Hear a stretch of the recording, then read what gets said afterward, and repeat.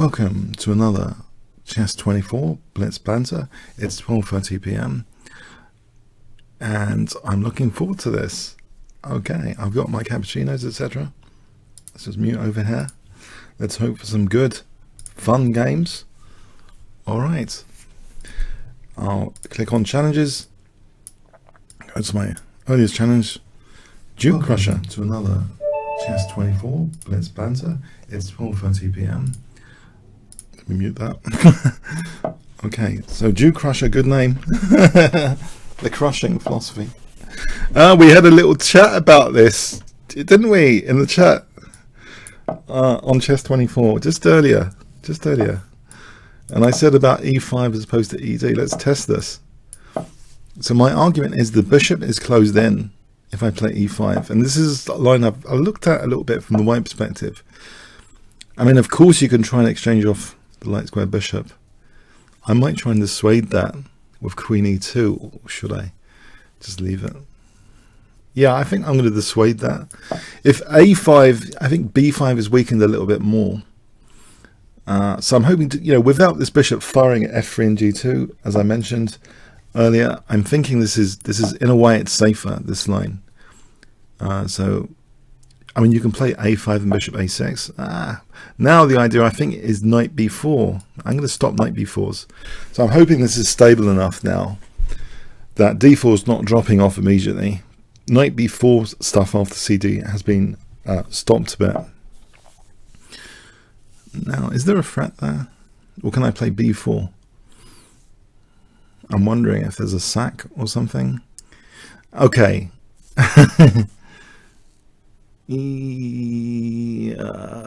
I'll play b4. I'll risk it.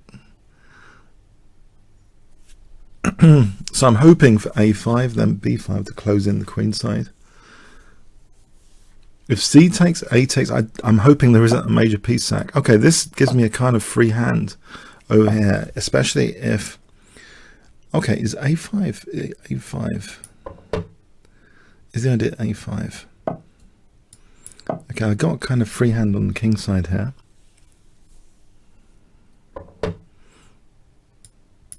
Which I'm hoping is going to be fun to use. This aggressive pawn wedge. Whoa. If I plant a knight on h5, there might be fun stuff like bishop h6 coming up. Like bishop h6, queen e3. I know there's bishop f8 at the moment. Can I just peel open the g file with g4, h4, g5? I could sneakily play king h1 with that naughty intention, or I could immediately just play g4, because I don't know about this bishop on the diagonal. Maybe g4. If g6, maybe knight f4. It's fun. I mean, another idea might just be bishop f4, queen e3, knight g7 for bishop h6. That looks even stronger because I'm holding e5 in a way. It looks as though it's holding the center as well a little bit more. So queen e3, knight g7. I mean, this bishop over here must be worth something, right? Right, there's going to be an onslaught on the queen side to be expected. I wonder if I can get away with rook c1. I don't want my bishop to be touched. So also I'm wondering about the cheeky just allowing a backward pawn with queen e3 just to allow a backward pawn, because really my intention is knight g7, bishop h6. I'm going to do this. I think my intention is to use this bishop to make sure there's no rook a2. So I'm going to accept a backward pawn liability. I'm hoping this is a good idea, basically. Knight takes g7 for bishop h6. Yeah, I don't usually play like this, but it might be justified here, because really I don't think the king belongs here fundamentally. It should be on the queen side, surely, because of this bishop. I'm going for it. This is what I was planning for.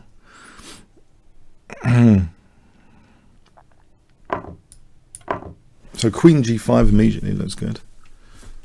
It looks, I mean, this pawn wedge and this bishop, I cannot believe this is not dangerous. Very dangerous. I cannot believe it if it's not dangerous.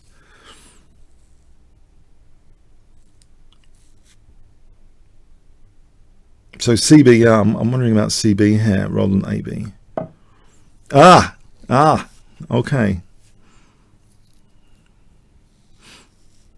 Can I just drive this out of the way with H4? I wonder. This is presenting some threats, surely. If I can play H5, drive the knight away, Queen G5, we're back to that situation. The Queen and Bishop here are not helping the defense. I guess there might be a counter sack on E5, which could try and liberate the Bishop, I guess. Possibly effective, possibly. I still fancy my chances of H5 here.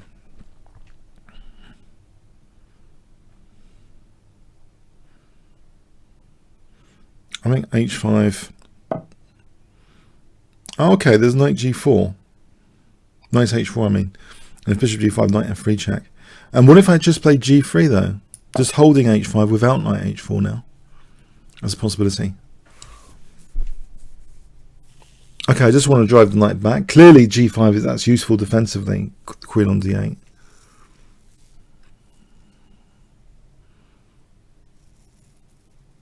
I think I've got another attacking pawn here.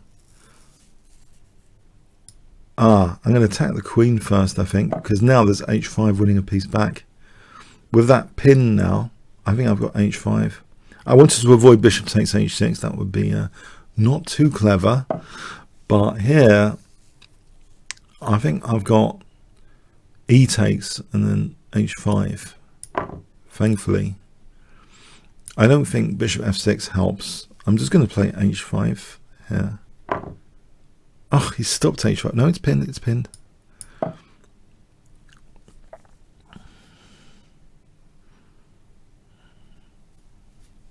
There's also knight E5.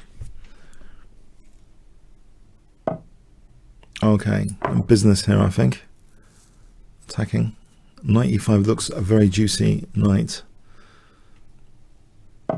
Whoa, with tempo. Oh, I can't ask for more. I'm going to use the H file now, I think. I can keep that bishop locked in. I can take care. It's locked in by its own pawn. Queen F4. Maybe Rook F8. Bishop F4. I think what I want to do, pardon me, is use the H file. Rook H7.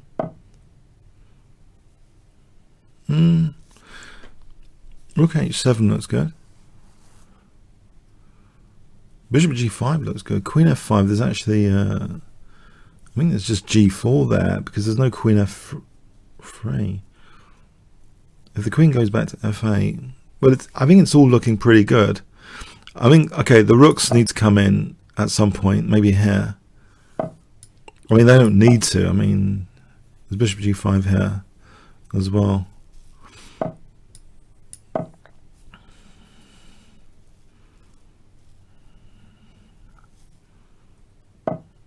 I think I can just go from mates pretty soon.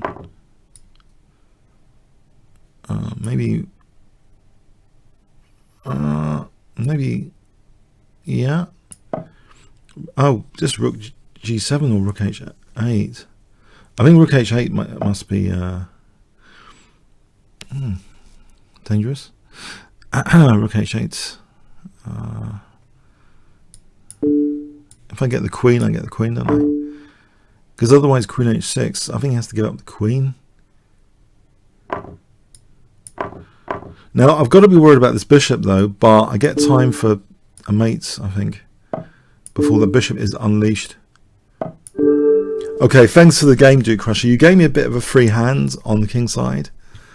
Okay, got to be aware. I think you have to castle queen side in that line because the aggressive pawn chain is pointing at the king. Okay, Aldisto, hi there.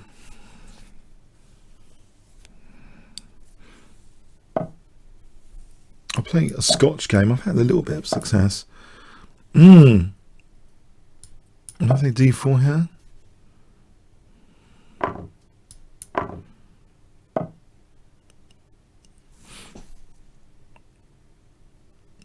Well, how's it go? I think knight c2 to e3 on d6 is a line.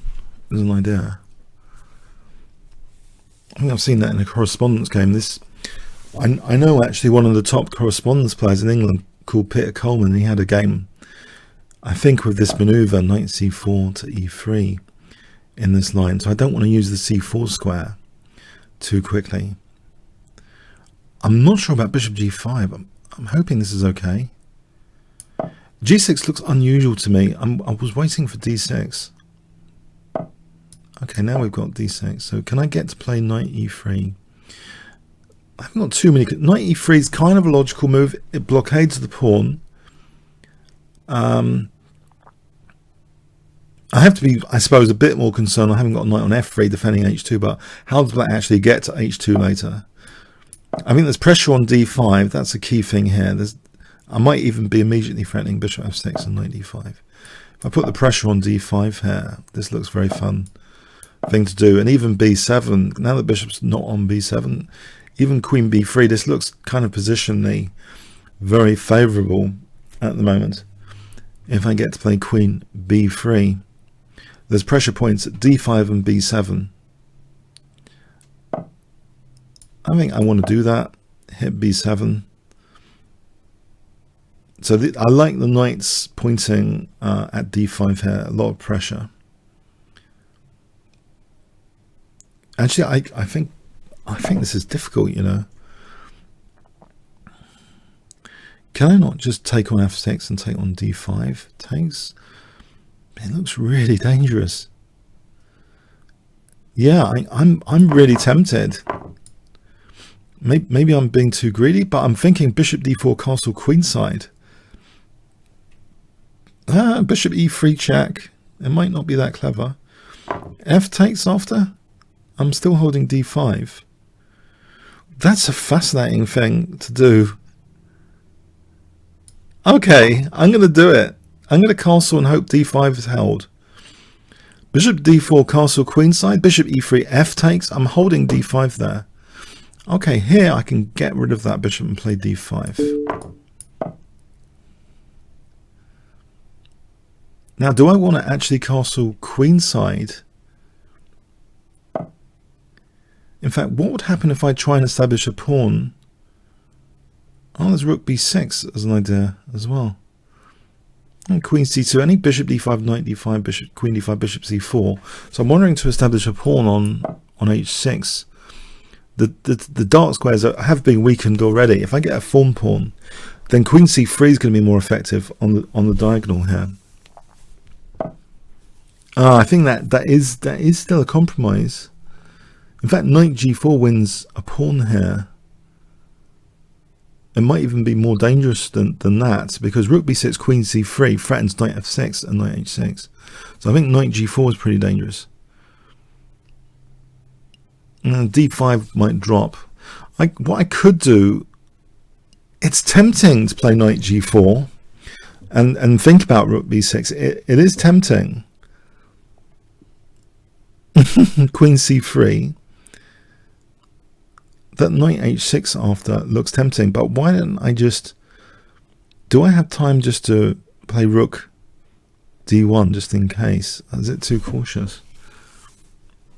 That's fascinating. I'm going to do it. I'm just going to hold d5 just in case. I don't want to drop d5. So I've got in reserve queen c3 and knight g4. I don't think h5 might cut it that much because g5. So I think the real thing is knight g4 and queen c3. So this cuts across the diagonal.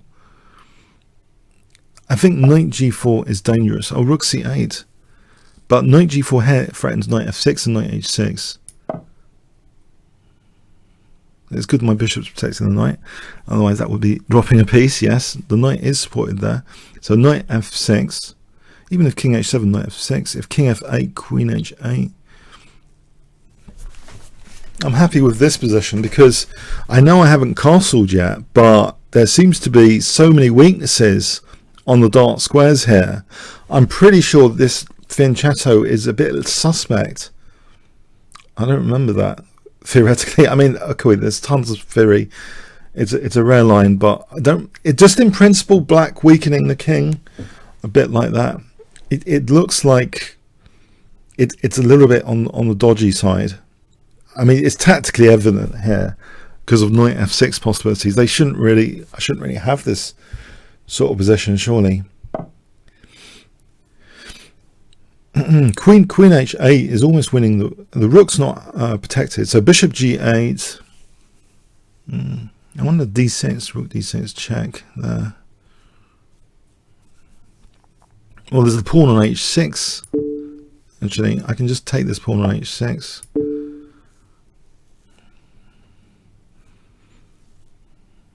It looks as though black's very weak on the dark squares.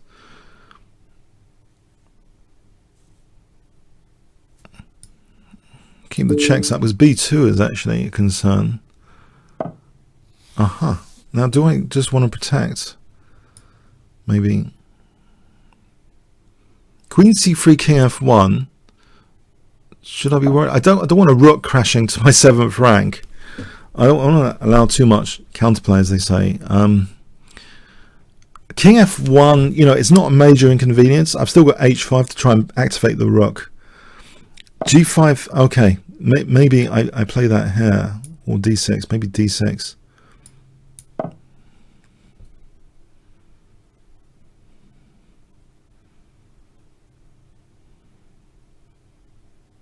It's interesting because it cuts the e7 square, but my king in the center, I can't be complacent with the king in the center.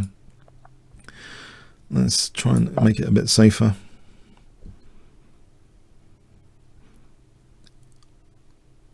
Yeah, I probably, oh, queen a1 as a resource. Okay. So maybe something like g3, there's always bishop d5. It's a bit tricky.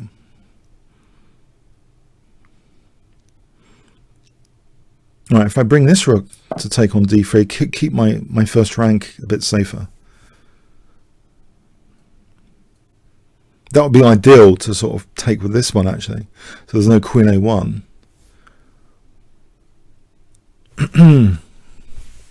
That's a bit sneaky, that queen a1. Oh, okay.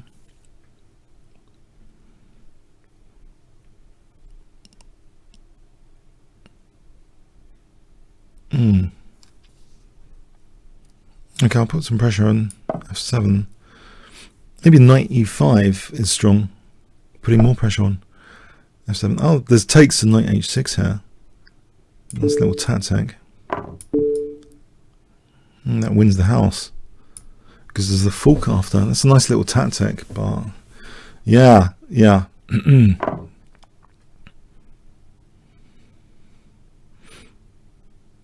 the darts. I mean, it was on a dart square, that fork. I mean, okay, thanks for this. That was a fun one. Thanks very much.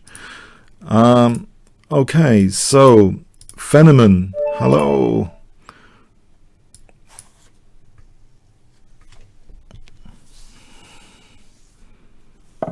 Okay, I'm playing this Nimzovich surprise thing, which I'm just annoyed when people play knight f3 basically, but other than that I'm happy because it's dark square provocation. It's the knight's tango, queen's knight's tango, sometimes referred to as the queen's knight's tango line because it's sort of tangoing. One of my favourite films is The Scent of a Woman, and he talks about the tango, the beauty of it as a dance, that the beauty of the tango is that you could make mistakes and all you do is tango on. A really good line. But the speech at the end gets me as one of my favourite all-time speeches by is it Al Pacino, right? I keep getting Al Pacino and De Niro, like, is it De Niro? Al Pacino. It's, does anyone know? Scent of a Woman. One of my favourite films, I get confused. Is it De Niro or Al Pacino? It's a great film anyway. So let's get back to this position. So I think that this is beautiful for me to play. I really enjoy this kind of position because I've got a free ranging attacking bishop here, and just as Al Pacino, You know, the speech at the end really grips me. It's on YouTube anyway, if you want to just check out the speech at the end. But it's worth checking the film. But anyway, it talks about the tango, and yeah, I mean, okay, so this is pretty solid. Knight h7 for knight g5. Sometimes I wait for this to be taken to weaken f4.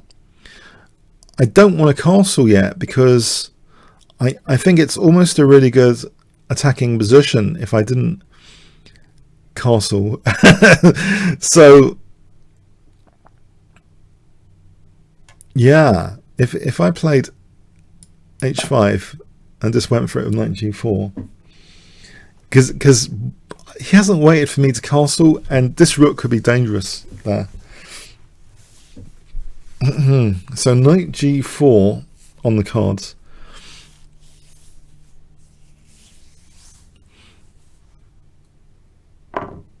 Now, okay, so f4 has been slightly weakened. Yeah, I should move the rook back soon, not to have that loose piece liability.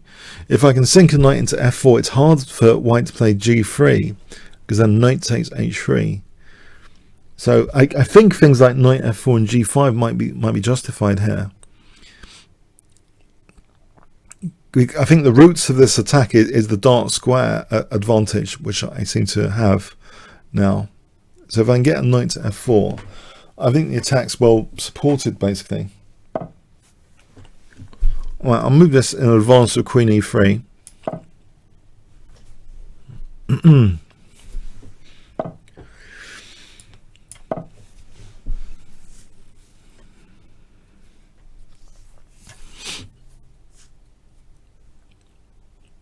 Okay, so I wonder about g5 and rook g8.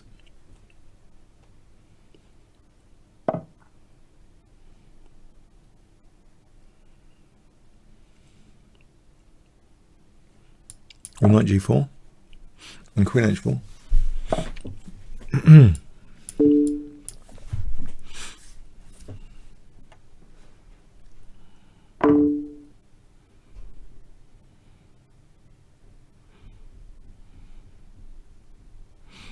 It looks, if I can get my queen to h4, I think it's dangerous. It's very dangerous. So, I mean, imagine king g1, I take... Okay, I'm threatening queen h4. I think it's dangerous.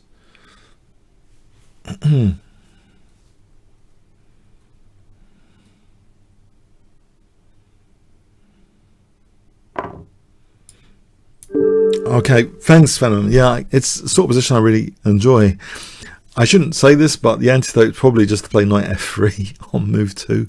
Oh, you're going to torture me next week, aren't you? But I reckon that's one of the more difficult things to face, just knight f3. Okay, so Krish. Hello, Krish.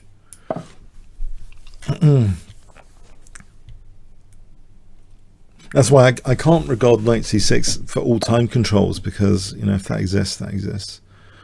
Try King's Gambit. I'll be adventurous. I'll take a risk with the King's Gambit. All the rage in the romantic era of chess. It's well worth, if you're a beginning chess or intermediate, to get a grip on all the Morphy games, because I think his attacks were really founded in central control, you know, fast piece development, mobility. They're well worth playing over games of Morphy from the romantic era. But there were other ones like Anderson. They were great attacking players at the time. It just was really it's an opening which really generated super exciting games. You know, by modern standards, our games are a bit boring because unfortunately the King's Game is unsound. But you know, but in the time, the magnificent games that they shared, playing the King's Gambit, and there were famous places like in Paris, Café de la Régence, where cultural centre points, where great players visited, and you had openings like the King's Gambit being played. If you want to check the evolution of chess style, I've got a big series. I'm talking more than 150 videos, all free, on my evolution of chess style series on the Kingscrusher channel. I've really enjoyed this, you know, analysing games from in context, you know, the history and the culture of the time.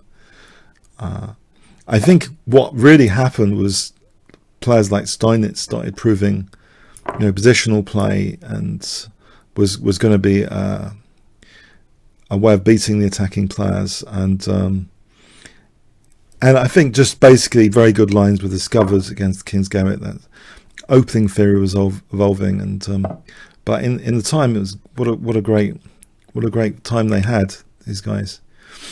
So I'm going to support the knight and hit the bishop. I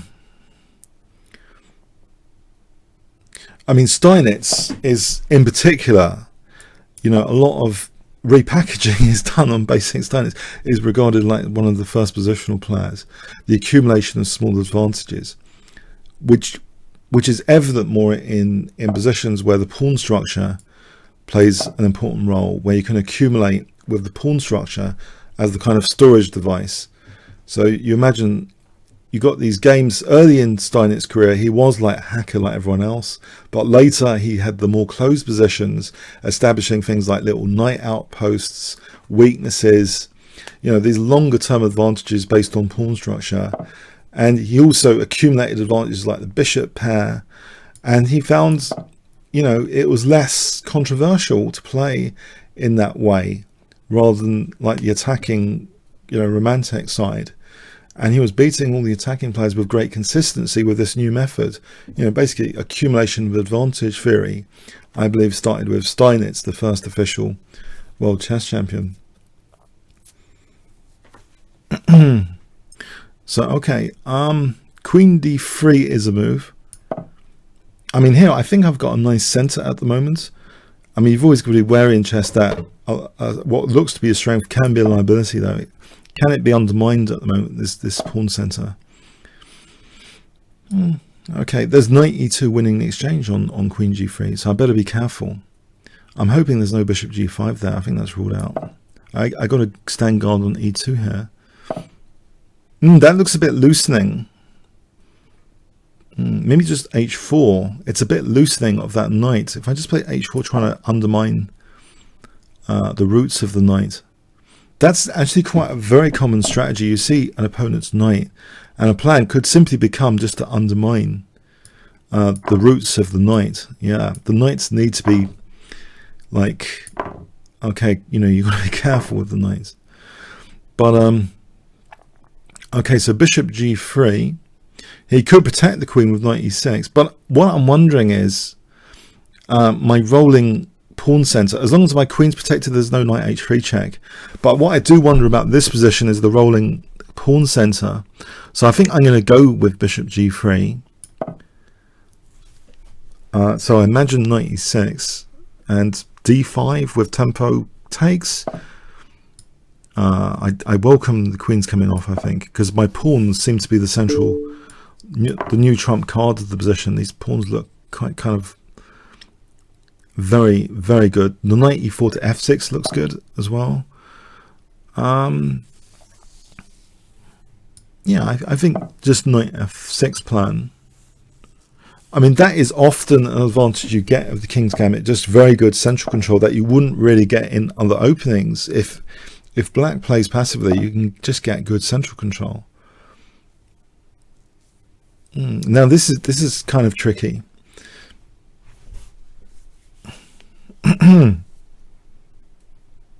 Maybe, I mean, rook d3 might run into c4. So I think I've got to seriously consider just taking this, actually. Maybe I've been a little bit on the careless side there. But I'm still thinking my pawns are gigantic. My pawns are pretty gigantic. And this is a fractured pawn. I mean, not a fractured pawn. It's by itself. It's by itself. It's a lonely pawn. Isolated pawn. So I'm not too concerned because of the pawns. Basically, the pawn situation is pretty juicy here at the moment. Okay, he's trying to undermine them. Now, one thing I can do is bishop h4 to f6. I think, because I think these pieces can coordinate for an attack here, even with bishop f6, and then say rook g3. Rook g3, rook g8. So Okay, what about just knight f4 for a moment? I think what I can try and do is combine the potential of an attack with these three guys, but also the pawn mobility here to somehow overload black. I mean, the bishop might be stopping the pawns, but is it stopping the king at the same time here? Now b2's covered, so I can safely not worry about b2, right? No, it's not covered. If it would be covered if my pawn wasn't there. Okay, that was cover. Okay, rook e2. Do I mind the simplification? Mind you, there's bishop c4. Okay, bishop d3, I mean. I still think the pawns are winning this position.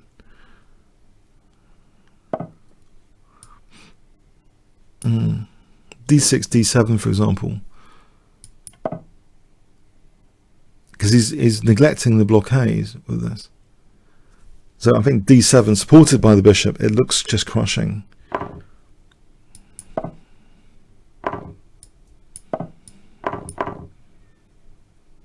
I've still got two pawns. I don't have to resort to try and mate with bishop and knight. That's a good thing. I can blockade both pawns here with that one bishop on c3. Okay, thanks for the game, Krish. Thanks for the game. Armando. Okay, hi Armando.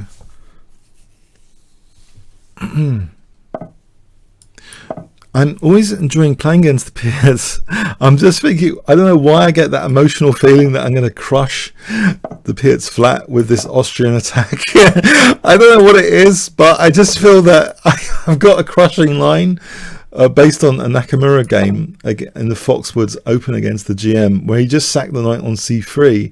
And I seem to win every single game I've played in this line, virtually. Seriously, it's like a killer line where, okay, he hasn't tested c5 though. I mean, basically what I've done is drive the knight away from h7, and this h-file attack seems, you know, quite juicy. Nevertheless, do I want to exchange queens? Not really. And he could pin and stop h5. I'm going to sack the exchange with h5, bishop h5. I'll be happy to sack the exchange because this knight over here is not really helping the king. I'll be happy to sack the exchange if it comes to that. Or even a rook on h7 if it took rook, queen h5, you know, that sort of thing, or knight g5. I think it's just mega dangerous basically here for black. Mind you, bishop g4, it might not be so clear.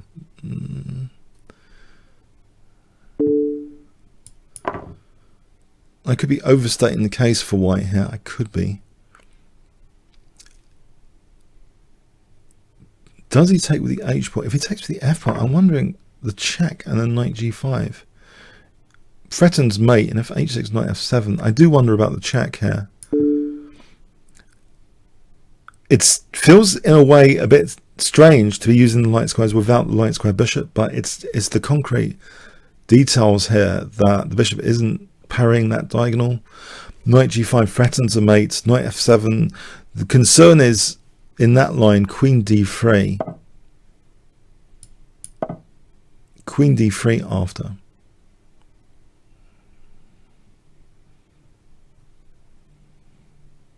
So h6, knight f7, rook f7, queen f7. Queen d3.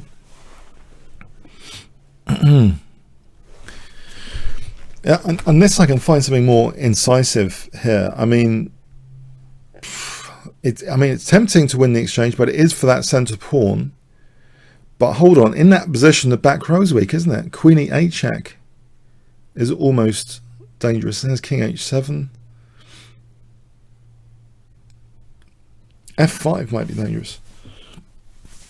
No, it's an interesting position. I think I need to check this out after h6 before committing to knight f7. I think that needs to be checked out.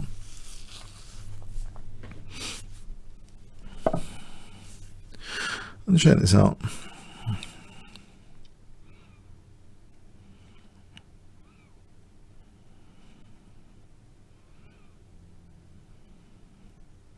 He holds g6 from d3 as well. I do wonder if I can just play it in a safer way with knight e4, bishop e3, then castle queenside. If I try and just play it in a safer way, forget about the exchange for a moment. Bishop e3, castle queenside.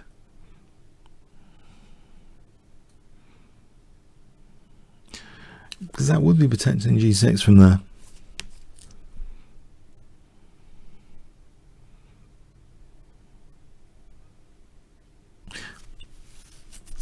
Black isn't that counterplay rich here because I think the bishop's hemmed in.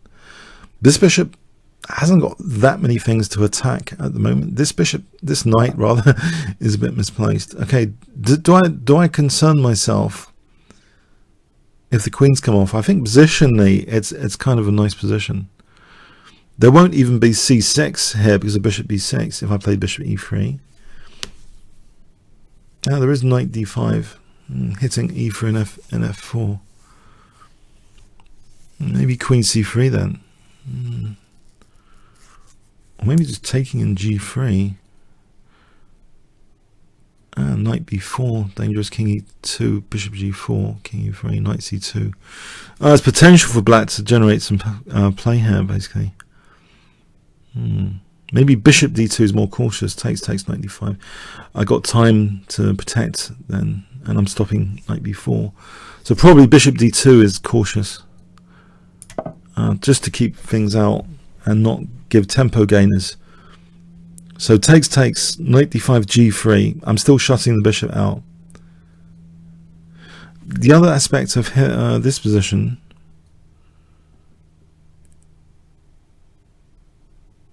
is there another aspect of this? I was going to mention this c file, but maybe. Okay, so knight d5. I'm ready for that now with g3 without this being a tempo gain. If I'd done bishop e3. Okay, this isn't a mating attack or anything.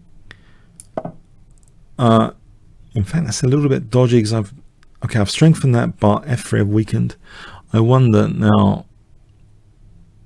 Am I playing a bit naughtily here? Because rook d8, there's knight f2 though. This knight can go there. I want to stabilize the position.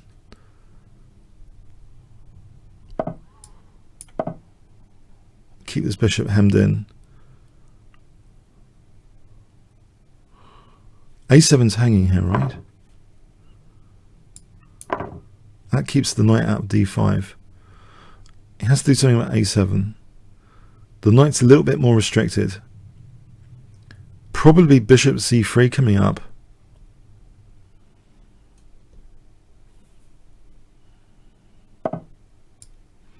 This looks pretty solid now, my coverage of key squares and entry points. Maybe I just go on the center file now. In fact, I think there's a new plan here. Knight d3 to c5, hitting b7 and e6. Just knight d3 to c5. Do I worry about c4? Not sure I need to. It undoubles the pawns. Okay.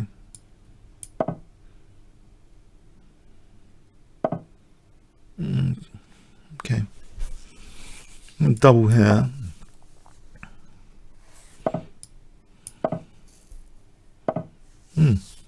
Nice. But can I still invade with rook d7? Okay, it's time anyway now. Okay. Thanks for the game, Armando. Very interesting. Azure Mist. Hello. Yeah, it did turn into more positional game after.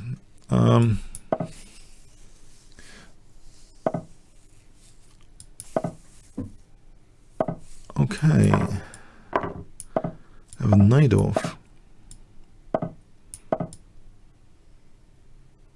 With bishop e2, the classical variation.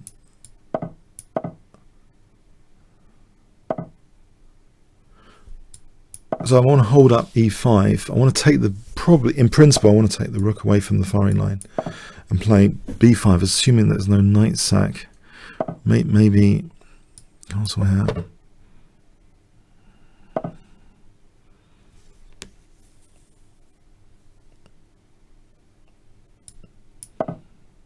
Undermine e4. If a3, maybe knight b6 or bishop b7. So it's a lot about e4 control, I think, here.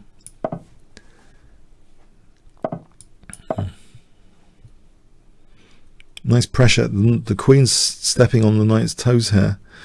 They want. It would have been maybe sometimes good for. Okay, that the knight to come to g3, but okay. Here the bishop f4 is a tactic for skewing. That's interesting. So can I play knight e5 and live to tell the tale? It's all a bit tactical there, actually. It might be safer to play knight e4. The problem I see is bishop f4, and if takes, maybe even pawn takes, and that pin looks like significant, because even if I did bishop d6, I think there might be some sort of sack for rook d6 to undermine e5. Maybe just a safer way of playing this could be just knight e4. Imagine the queen moves to f4 though.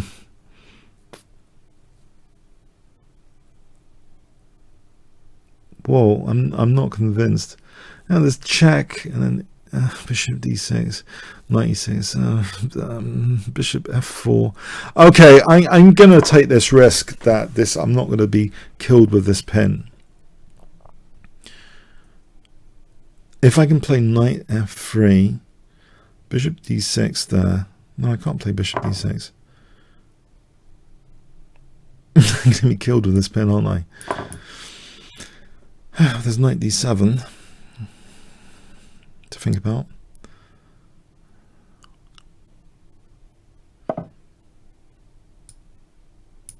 There's a pin here potentially with bishop c5 as well. Bishop f6.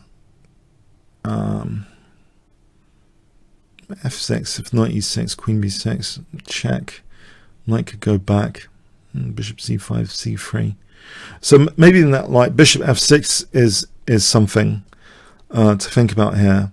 Actually, instead of anything else. I don't know. Bishop d6 as well. What's wrong with bishop d6 exactly? I was thinking something like knight e6 before, but it doesn't seem to do anything here. I think bishop d6.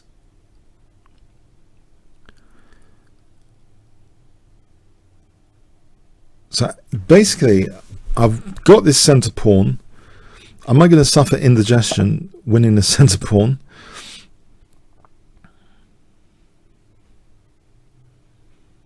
I can unpin and pin here with queen c5. That gives me knight g6 after.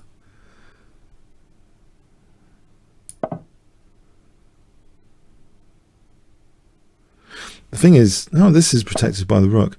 So can I not just play knight g6 basically? I'm not fearing knight e6s either because the rook's protecting the knight. On bishop e3, yeah, it's a little bit annoying. I wonder queen h5, knight f4. Maybe I can just take that. Queen h5.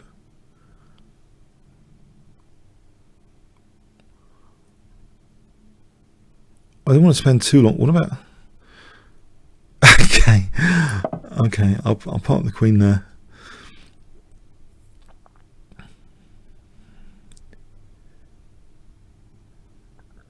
Just wondering, can the queen do damage? Is there any infiltration here? Knight f4. Okay, I've got to get this guy out, I think, of the firing line. But knight c6 after. There's knight e4 coming. Knight c6 is not a major problem at the moment because the rook is protecting. Alright, I'm looking at that rook over there as well. There's knight d5 on queen takes. Or there's knight e4. This looks dangerous because knight d5 or knight e4 look dangerous. Knight e4 looks dangerous. On the queen f3, I mean, he might be on the rook. Maybe I'll take that and take that. This looks to be winning an exchange.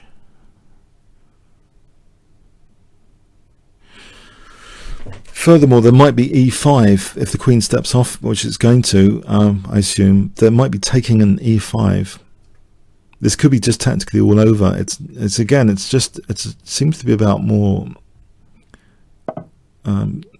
keeping hold of material in this particular game.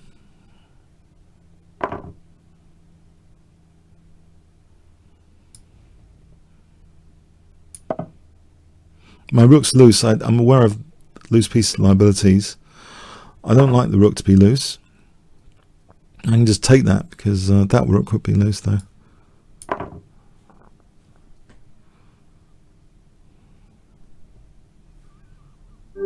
Okay, thanks for the game, Zomist. Thanks for the game. Okay, Renz.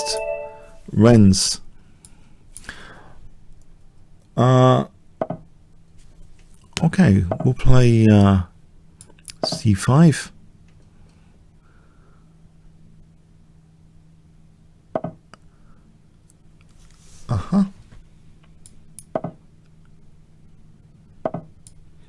Good old London system. No, actually, London systems with the bishop outside the pawn chain. Collie, is it? One of the relatives of the London system. Collie, when you keep the bishop at home for a bit more.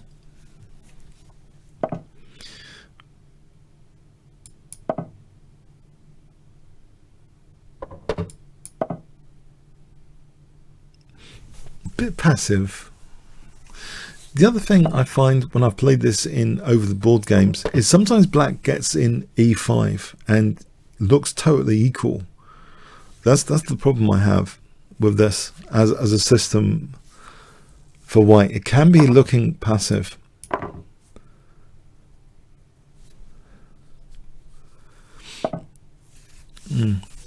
That is the right way to do it, though, I believe. The other thing, though, he has weakened f4. Yeah, e takes, knight takes. I'm on f4 there.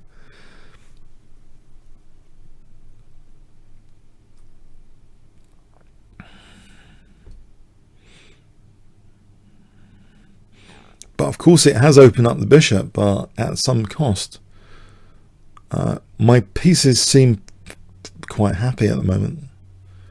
I haven't got any bad piece. Knight f4 is on the cards. It's not all good news. Knight e4 maybe on the queen, queen b6. The other thing about that position, though, if there's no bishop e3, I'm wondering about f5. I suppose taking and rook e8 is...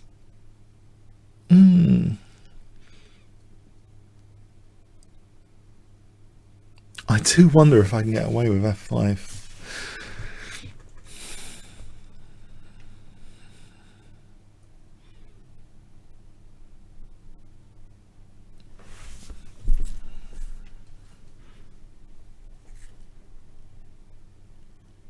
It's also e4 possibility. I'm just looking at some stuff with bishop f5, queen goes back, takes e4 or f5. But the same move is probably rook e8, the same move. But is the same move good, actually? You know, b4, b5. f5, I think, is the super aggressive. Because if he takes, and this pin, and there's no easy way of playing f4 without b4. If b4 is played, then there's things like knight c3. So if I get in f5, I'm thinking this is a fun position. Hang on, no, f5 is going to weaken the diagonal. I don't want to weaken this diagonal. Come on, come on. Let's just support e5. I mean, I still have to worry about b4.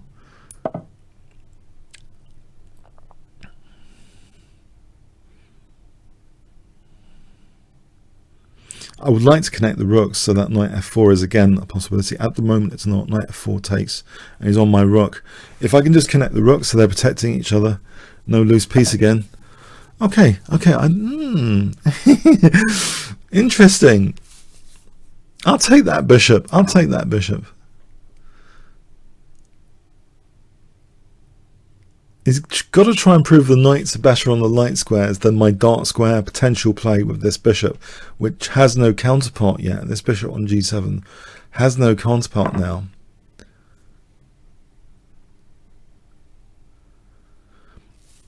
Yeah, okay. It's a knight coming to d5 is the sort of usual thing, torture method. But you know, it's got to get the queen off e3 if he wants that. Okay, so all right.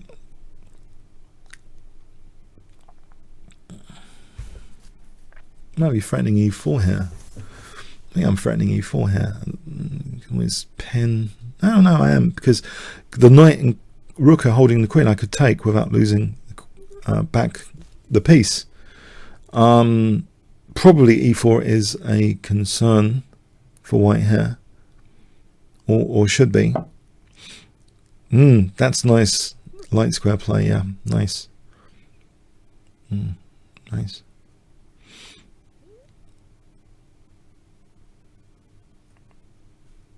If I do this,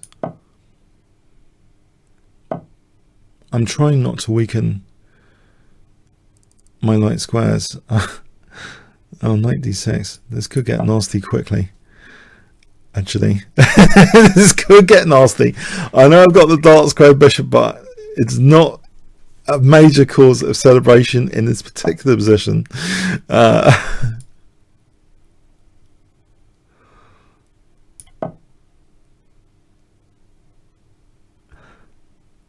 wonder king h7 for f5 without this diagonal being a killer.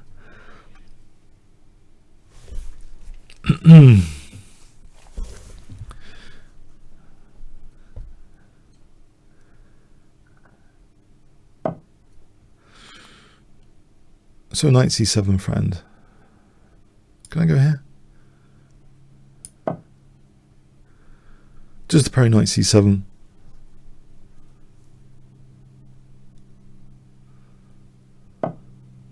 Okay, I'm going to ask for it. Give it to me on the light squares then. Crush me on the light squares. I've weakened the diagonal. I've weakened the diagonal. Come on then. Show me the tactics. If I can get away with this, I'll play, you know, maybe e4 here. e4. And then it takes the knight c7. Okay, the tactics are not too involved. Rook c8 then. Rook c8. I want to be able to play e4 without losing an exchange even. If I can get away without losing material to play e4, I'll drive the knight away from central control. Come on, give me e4. You know you want to. Although rook on the 7th is dangerous. I got to stop the rook on the 7th. These knights, I need to repel them. This one, what's it doing there? I need to repel it back with a6. Actually, knight c4 is threatened. I'm threatening knight c4 winning an exchange. Am I not?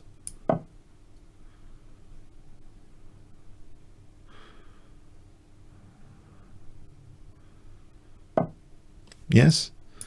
Oh, he wins the exchange back. That's not all good news, is it? And so we have this position. Can I do this without losing instantly?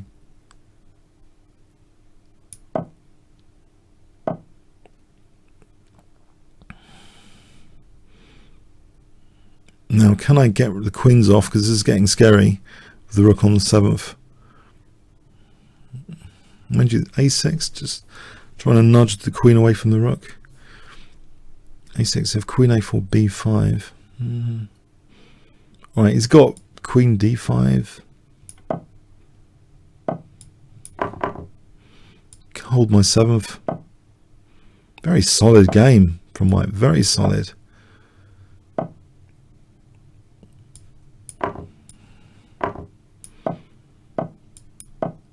He's taking me to the distance, as in the Rocky films. He's taking me the distance here, this guy, to the rook and pawn ending.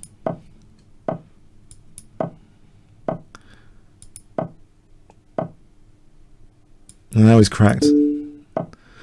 It was good while it lasted, this game. Thanks for the game. I could not get an advantage there. Very solid, this collie system. Very solid. Okay, butterfly. Okay. Sting like a bee, float like a butterfly, as Muhammad Ali would say. I didn't mean to play that. I meant to play knight c6. Anyway, I've played e6. It's called the French defense, as I've heard. The French defense. Yes, it's been used by great exponents in the past, like Korchnoi, Ullman. Yes, it's not a bad opening.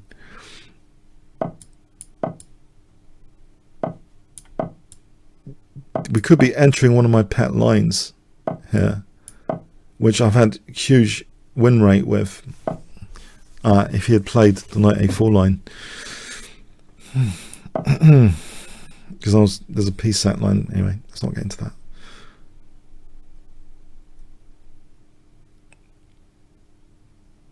Well, I could just briefly mention it. Knight a4, check. c3, cd, b4, knight takes b4, a takes. A takes? No, I can't actually tell you about it. Maybe another time. Okay. Is this still a poison pawn? Like, can I not just take on b2? I mean, would that be completely stupid to take on b2 here? Or completely stupid not to take it? Or do I need the hassle? I mean, do I need the hassle of calculating that? That's the thing as well. I'll just play g6. If I just play positionally and say, I'm not bothered to calculate that, you know, queen a7, b5, just gaining space. Try and play just simply, sort of greedily. I mean, it seems a bit greedy in principle. Even if I win that pawn, it could be f5 later, smashing through the pawn chain. All right, there's a check here.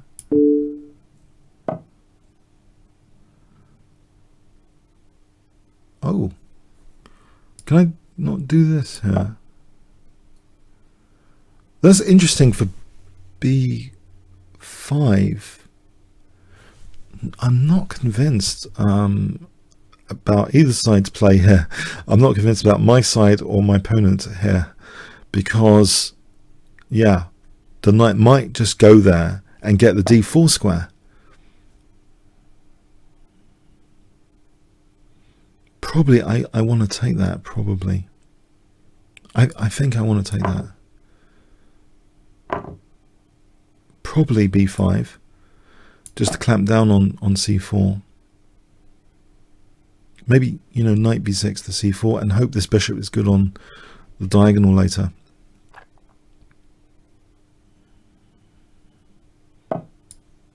I mean, a4 at the moment, the rook's loose. I don't think a4 is such a killer. Is my queen getting trapped? That's the other question. I hope not, basically. So if I can get in knight c4, I think I'll be happy with things for a moment at least. The possibility of getting a blockade square on d5 with e7 to d5, or the bishop liberated on the diagonal, is possible if knight takes. Either of those possibilities is interesting positionally. So I'm on the bishop here as well. The immediate tactical concern is the bishop. Okay, so yeah, knight e7 to d5. It looks like a4. Can't be too complacent about a4.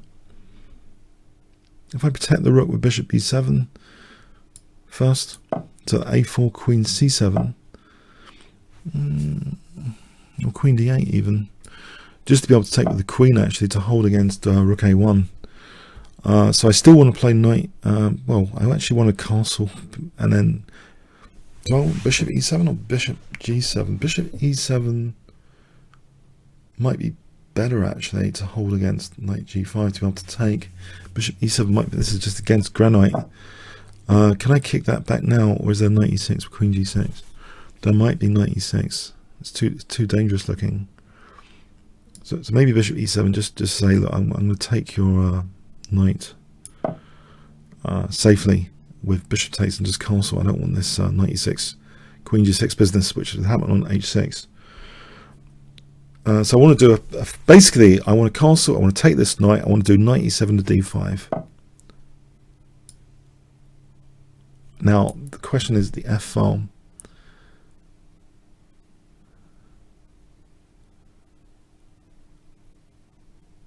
Do I worry about the f file? The bishop's blocking in. I'll take the risk, man. I'm going to take the risk. If I can get in knight e7, then there's queen d5. I'll be tying him down to g2 for crying out loud. Surely, positionally, there's a positional angle to this blockading knight, but there's also another positional angle with just the queen and bishop battery on g2. The queen might be okay there for a little bit. It's not easy to kick that queen that quickly. I can also stick a knight on f5. Would g4 ever be played if there's a battery here, bishop and queen here? So change of plan. You know, knight e7, queen d5, knight f5. What does white do there?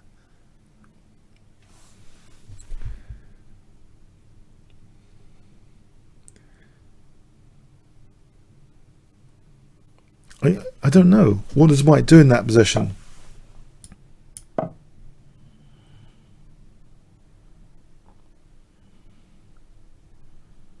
I'm going to just play queen d5, knight f5. I think that's a dominating position. I'll play knight f5 here. And now queen d5. Rook h4. No, I got that covered. So here, I think it's defensive and attacking. But if I absolutely need it, there's always h5, g takes, king h7. If I absolutely need that sort of thing. Well, there's knight e3 here, queen e3, queen g... No, he's protecting that. Okay. All right. All right. He's holding the position, it seems, on g2. He's holding it. Is he? I assume he is.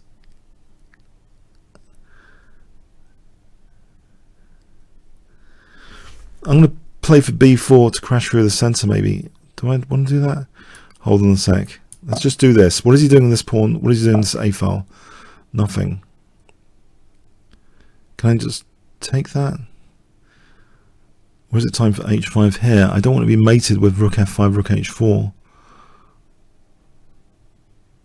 The thing is, if any rook h7, there's queen g2 distracting the queen back. So do I really believe that? I'm not sure I believe that. I think I've got a defensive resource in the form of queen g2. If he's going to take care of rook h4, I'll wait for rook h7 and just bang, queen g2.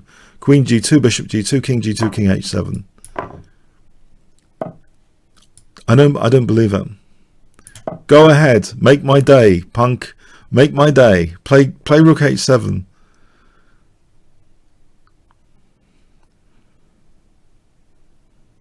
I do not believe it. White is not in a position to do this.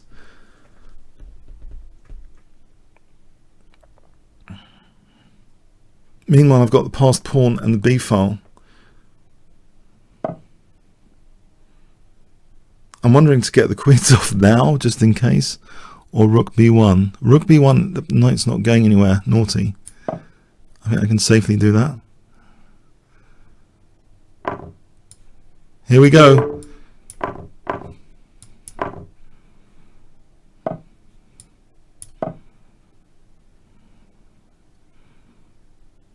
Okay, yeah, that was interesting positioning. Thanks. Ich bin Schachspieler. Excuse the pronunciation.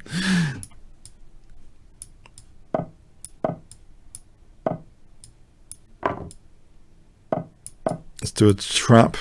Like, it's naughty. Mind you, it's silly as well because queen takes d4. I'm sorry, mate. It's a stupid one as well, actually. Sorry. It's something I do from my bullet routinely. I don't mean to show any disrespect. It's just something in the multi-round bullets I do routinely to get a quick win sometimes. It is a very important trap to be aware of. But actually, you know, I'm playing it totally ridiculously here because there's just queen takes d4. If we just analyze this just briefly, this is wrong. It says eagle, but just queen takes d4.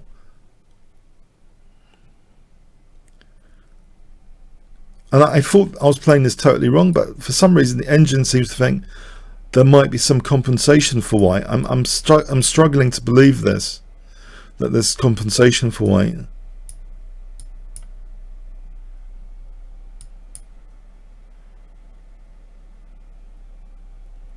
Is there? No, I think black's better. The best move is just queen takes d4. It's a stupid move I've just played and unjustly rewarded. Sorry, it's just a bad habit from too much bullet chess. Sorry, yeah, it's. But the other idea is, I think you just play queen takes d4. That was just queen takes d4.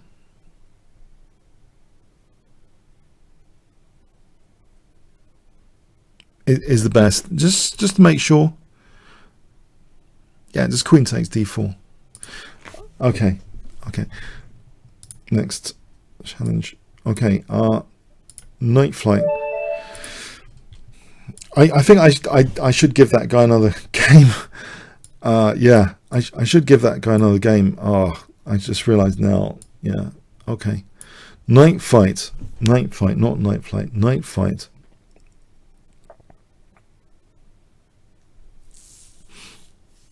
Yeah, it's something I need to delete from my anything but bullet repertoire. Yeah, I started realizing again sometimes, why am I losing this pawn? No, even in bullet I was realizing that, and I was thinking I should delete it really from my habits, bad habits. Is knight flight is he around?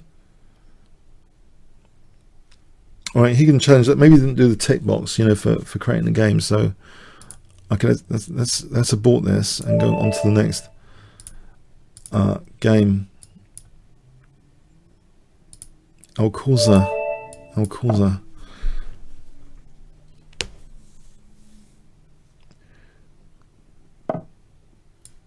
Thanks, Smith-Morra.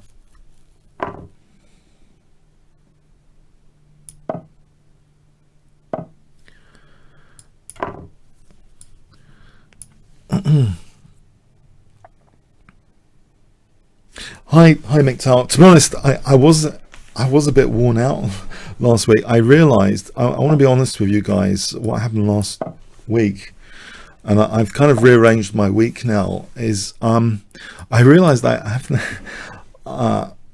hadn't had any videos in my normal 5-minute schedule on the Kingscrusher channel, and I thought, okay, in waiting for 12 o'clock, I'll play like quite a few. I played quite a few 5-minute before I even started the session last week, and I thought there's no way I can do that in because I think it reduces the quality of the commentary. So if you think I'm more energetic today, it's because I've got my coffee, I've got my nuts, and I didn't play a single game even from yesterday. I have not played. This is I'm a bit fresher as a result,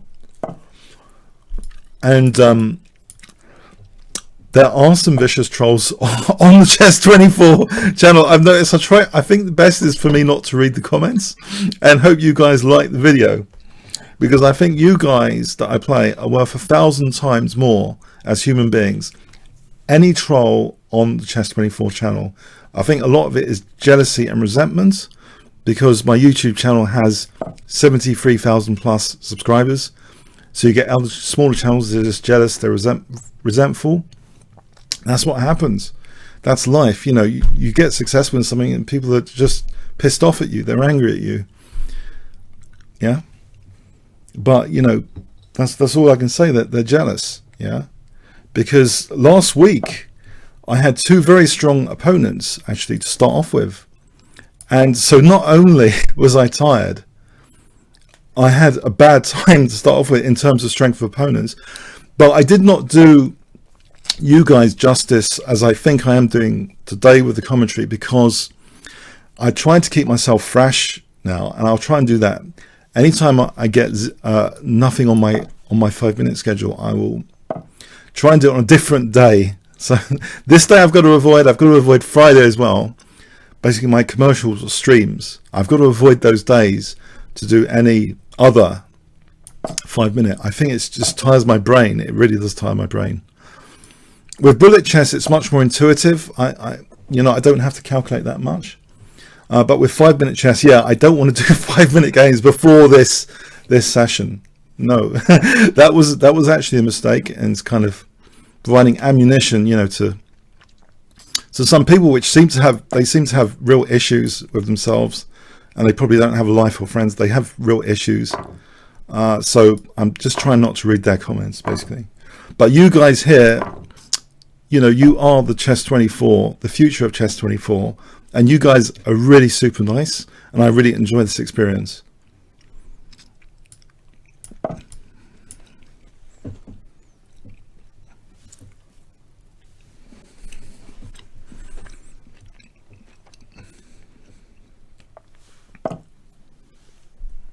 I just wanted to lay it on the line how it was last week, though.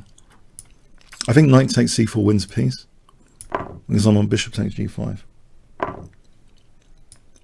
So basically I'm going to try and be fresh for these Sunday sessions.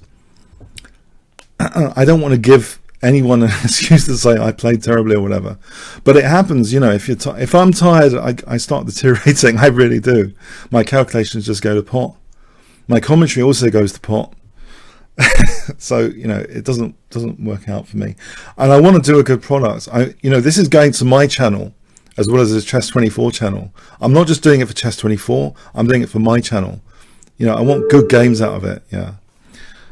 So you know, don't just think I'm doing this for Chess 24. It's going on the Kingscrusher channel.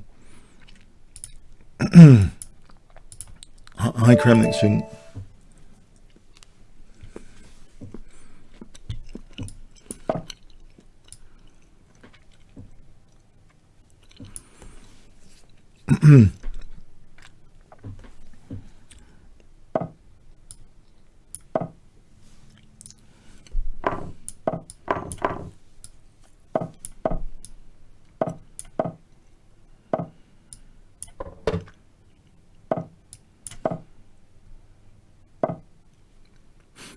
I sometimes play knight d5 here without calculating too much. I wonder if I should risk it here. I'd probably build up more with rook c1 than a knight d5. This looks more familiar to build up more. I think knight d5 is pretty thematic here with the queen not on c7 in the Smith-Morra Smith lines. It would help make sure my opponent is having a hard time developing the kingside pieces.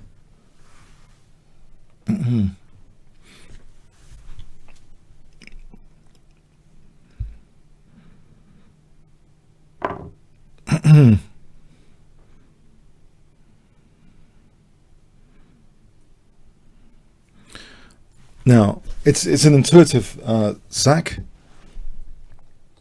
But I've done this kind of thing before. I've seen it demonstrated before in master games in the Smith-Morra. I mean, this is one of the fun things about the Smith-Morra Gambit. This slight lead in development, you can sometimes tap into it with such a piece sack. Sometimes it doesn't work. But in blitz chess, I think it's a lot more dangerous as well to try and find an accurate defense here to the brewing sort of pressure. That hole on e6 is already making me wonder if I've got almost enough compensation.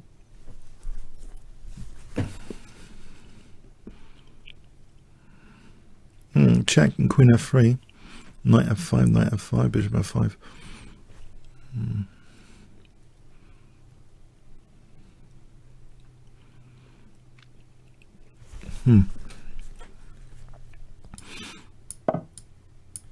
I'm just wondering about this position with king g8. Is that really safe for black? Is it? Knight takes, pawn takes, king g8, queen h5, g6. This looks a little bit on the dodgy side to me. To have this knight on the... Actually, I could have just done knight takes d8 check. Oh.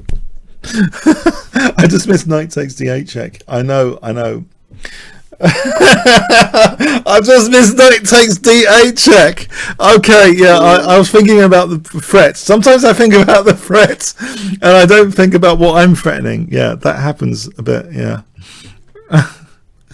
Even so, this position still seems strong. It still seems strong. I'll have bishop d6.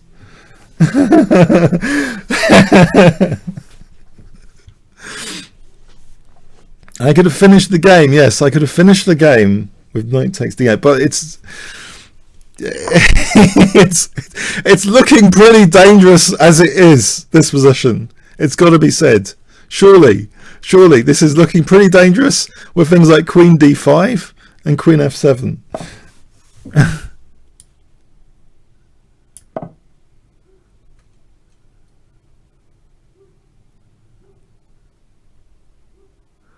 I would say I've got a tiny bit of compensation for the piece.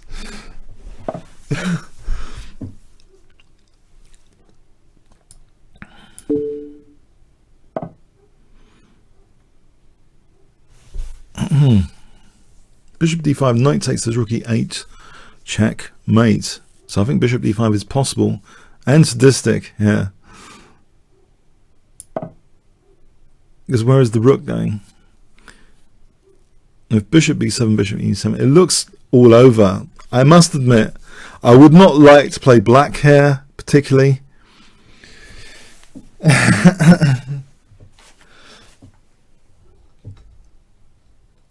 Yeah, I do get that a lot on YouTube recently, saying, why didn't I do this? Why didn't I do this?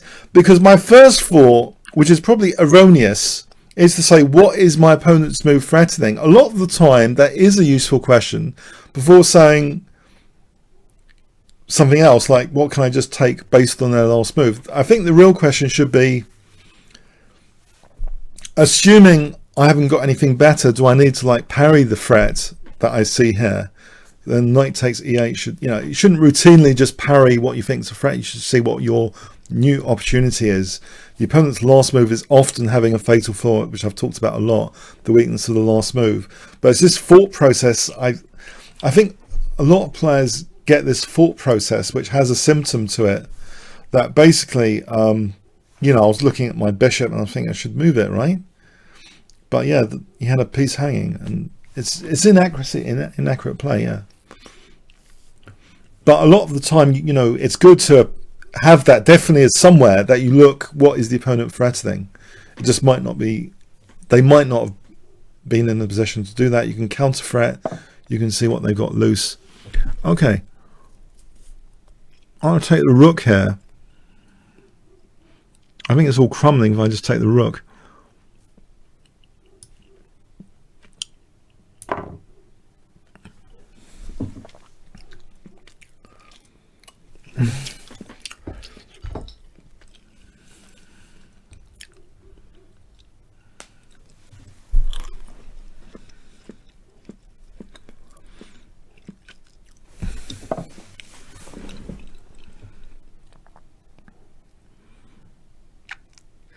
Really? Really? Is this really happening? Is this defense really on the cards?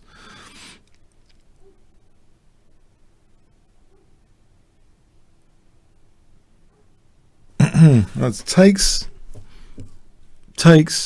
Oh, rook c8, this bishop takes c8. That doesn't quite work.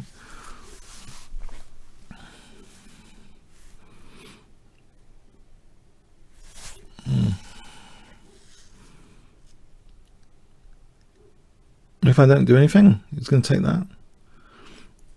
And what if, okay, what if I just did this? It's a sort of check move. I've been starting to regard these as sort of check moves, even though it's not a check technically, but it's kind of in the line of fire of the opponent's king. In the line of fire, another good film, I think. So yeah, this sort of move is like a check, and it's useful here because now there is a legal thing about it with bishop f8 pinning the queen.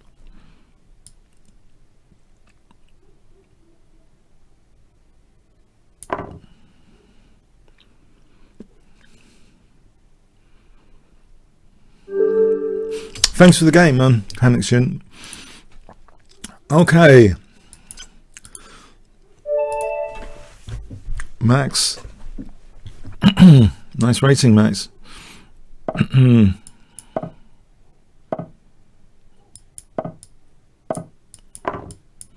I shouldn't have played that. I don't know why I took that.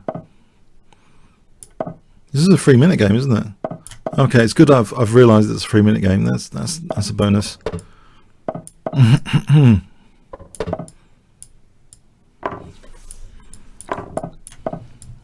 Try and use the G file.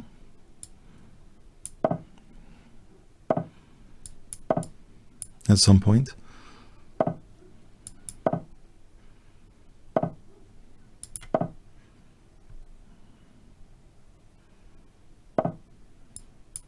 Stop 95. Let me call over to king side. I think rook g8, bishop f8, bishop e7, rook g7, rook g8, just double the G file. It looks like a nice attacking plan. I like the knight on e4 here. I like the position, basically, at the moment. I do.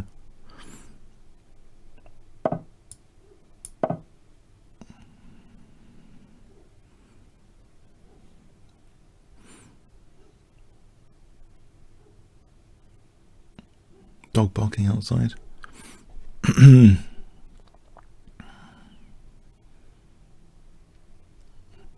Taking some time here. I just want to play bishop e7 and double rooks, basically.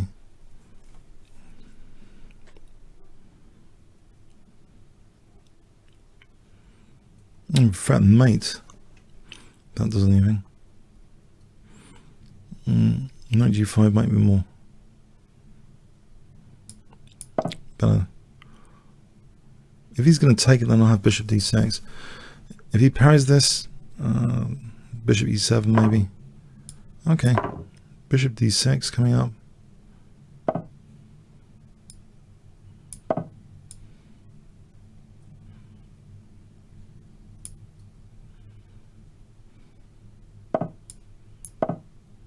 Time down to g2. This looks very nice. That's I can treble. I should take and then treble, rook f2. E5 is possible here, almost. Yeah, I think e5 is actually neat. So there's knight a6, maybe. Being pedantic. Or is there? I think with e4 that's fine.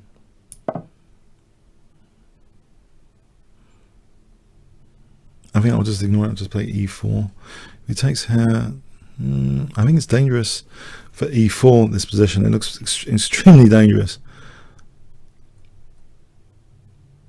We're talking protected pass pawn, no use of f3. I can just treble on the g file with queen g7.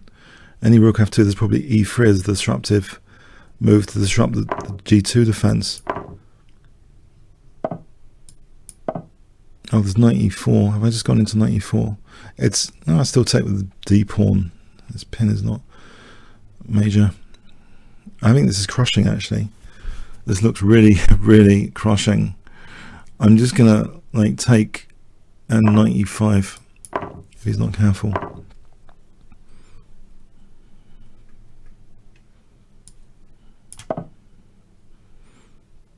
I don't really believe this piece sack. I'm on g2. Is there knight e6? There's bishop g3 here. Okay, so what can I do with this? Let's check. Or bishop h4. Let me just a knight move for the moment.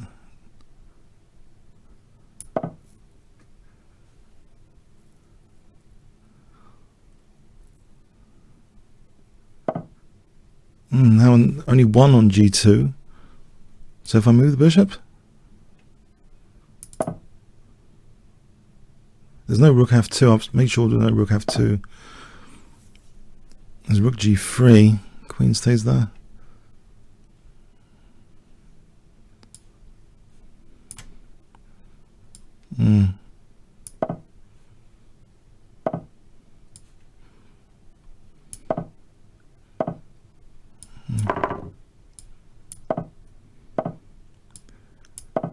Knight h3 coming up.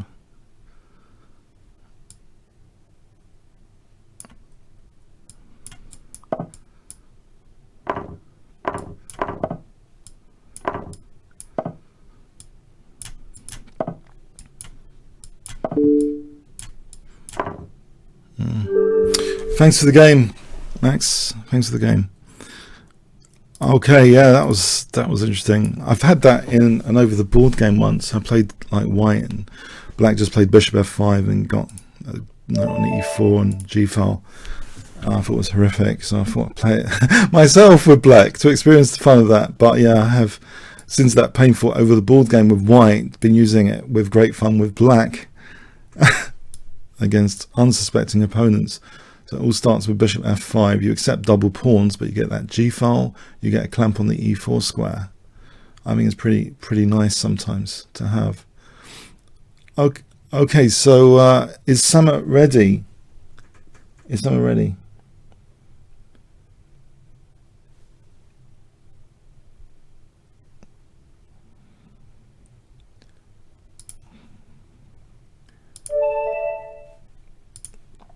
Let's go on to the next challenge.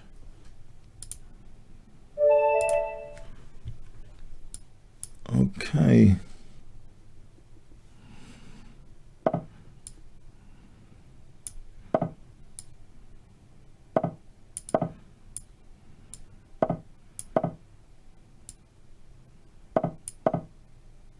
I have a problem with white's play here. I mean, he's weakened a lot of dark squares.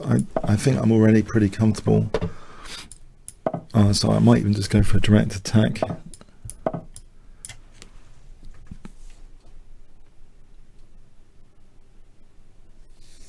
I mean, when I say a problem, I think I have an opportunity, I think, for white's play to play for a direct attack here because, yeah, I think it's a good attacking position in many respects. So, okay, so, yeah, can I just even just take on d4?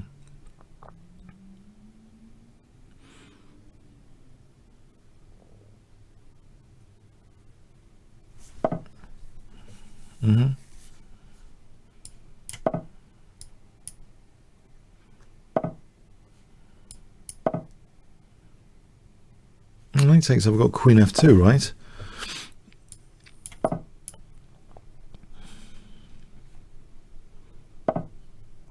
This looks like super fun, just to play g5.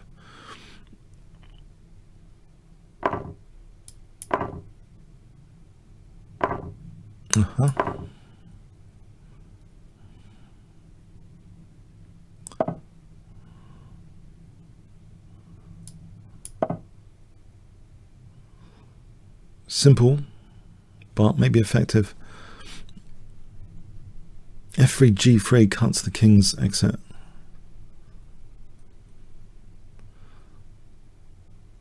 There is a bonus I've just realized, just consciously just now. If I play like this, I can get through more challenges quickly, can't I?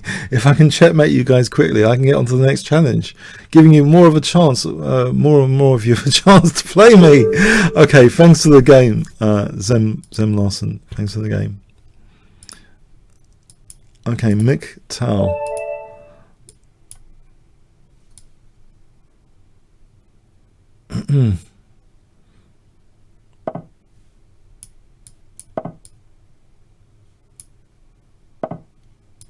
This is dark square provocation tango.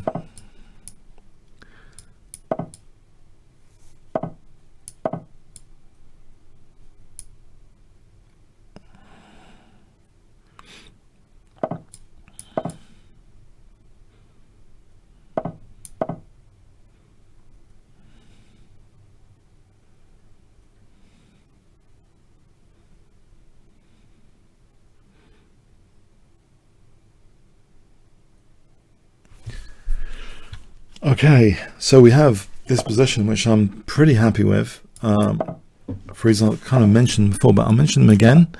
I think White's weakened himself on the dark squares. If he gives up the dark square bishop as well, he's amplifying my dark square play. Is he going to play bishop e3? That might be the better choice, yeah.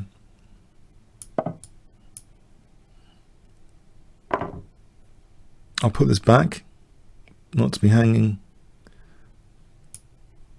Queen e3 could be played when I'm doing some crazy other move and dropping the rook. So I think I'll move this back as a form of prophylaxis, not to have loose pieces. When I say as a form of prophylaxis, if you don't have loose pieces, it's less likely for disasters to happen. So as a kind of prophylaxis, not as in condoms, I'm talking about prophylaxis as in Nemzovich, my system. He talked about it a lot, but I think it was before condoms were invented. Maybe it's the wrong word. Maybe I should actually start using a different word. So then prophylaxis, actually, it's not right, is it, to use that word? It's funny if you mention that in conversations with non-chess players. You're thinking, what? Yeah. Okay, I'll start using a different word. Maybe just prevention measures, you know, prevention, precautions, adding security to the position, you know, that sort of thing.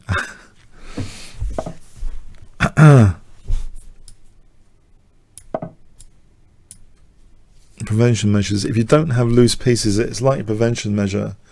So you don't have to be like this tactical genius calculating all the time to make sure you're not going to be losing material if fundamentally you don't have loose pieces. I think that's the point.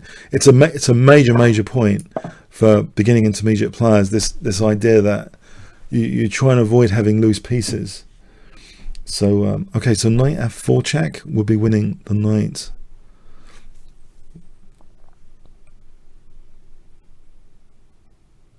Adding security to the position. I think there must be a word which is better. Precaution, precautionary, prevention. Stabilizing the position in a way. I don't know. If you have loose pieces, it's not entirely stable. Okay. There's rook f3 here, forcing move, queen f3, knight h4. That seems to be crushing.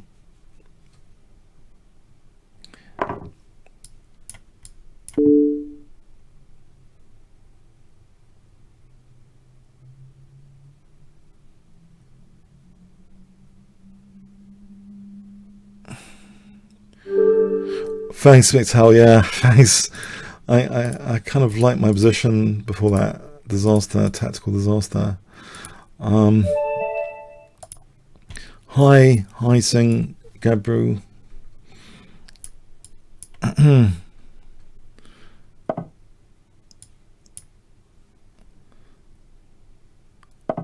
Okay, so Scotch game with black.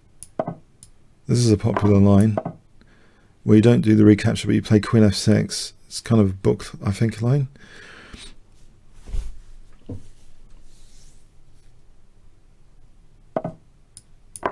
Capturing away from the centre might be justified for the d-file later.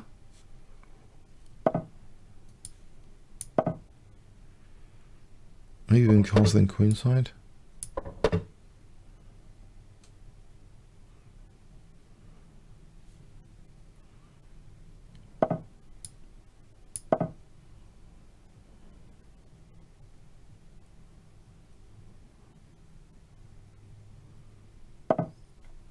Alright, I wonder.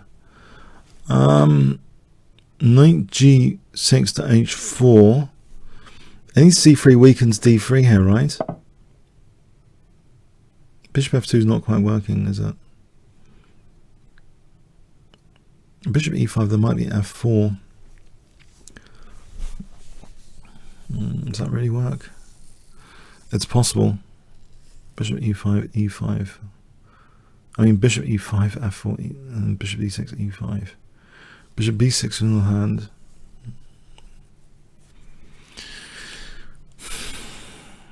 Queen g6. If he takes bishop f3, g3, queen g4. How dangerous is that? Queen g5, queen h3, queen h4. Is that really on the cards?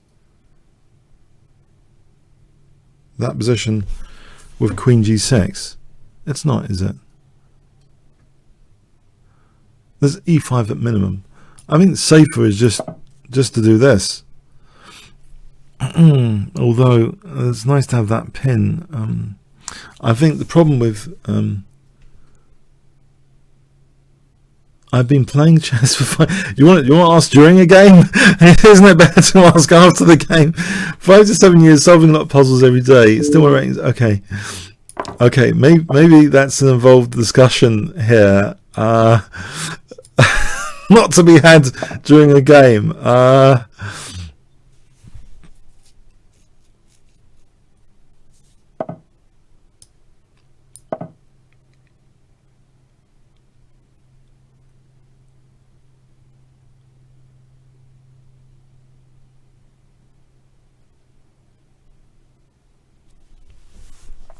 Bishop f3, if he takes knight h4, could be a little bit tricky because I'm threatening queen g6. Alright.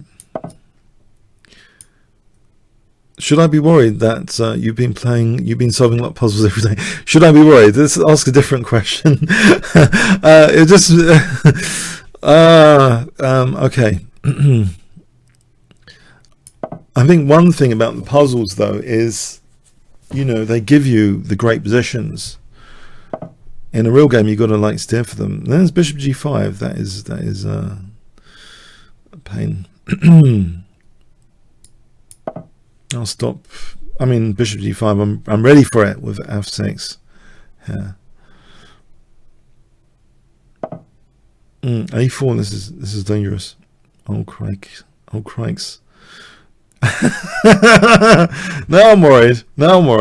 Okay. I've just gone into bishop g5, haven't I?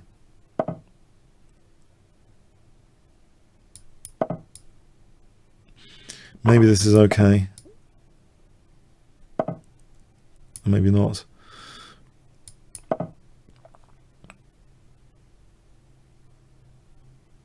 Yes, I've officially blundered horribly. He's distracted me with these questions during the game. That's really naughty. I haven't been thinking about his question now. I've been more distracted than him. No! I'm a distracted bunny here. Yeah, I'll just think about your question instead of my moves now. Yeah, I'll just think about this question. Yeah, what is it? Someone's good tactically solving puzzles. and okay.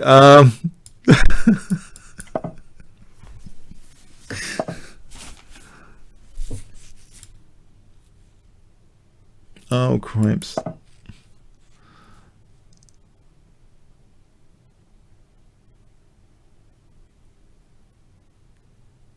If I got to play king a7, that might be good. This is my position is precarious. Is I don't want a queen a6 happening anytime soon. So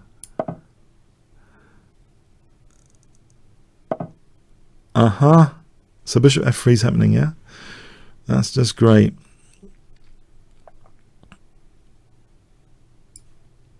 I'll play for bishop b7.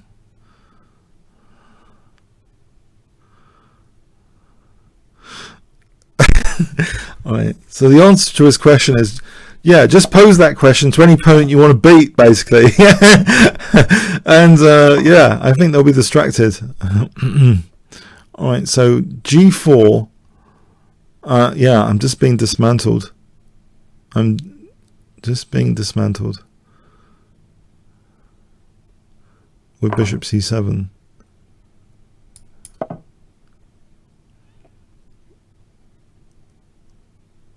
I'm going to do a desperate bid for an attack with h3, form pawn. The form pawn is often my saving friend in chess. If I've got one major friend on the chessboard, over the years it's been the form pawns. Harry the h pawns as form pawns. Harry, relying on Harry to try and pull off a swindle here. So g3, queen f3 would be mating.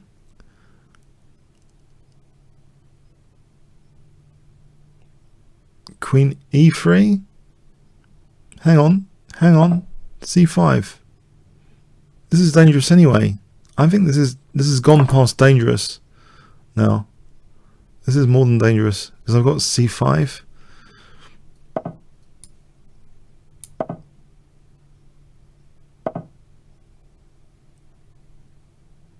Oh my god, Queen B8 is threatened. Mating. Ah, Queen B8!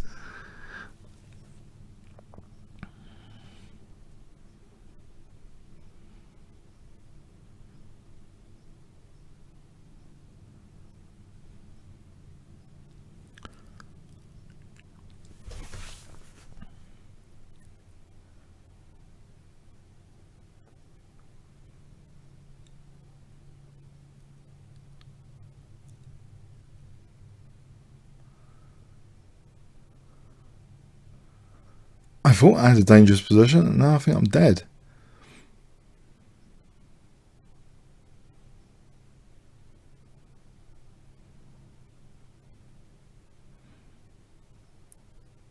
I'm pretty much dead here.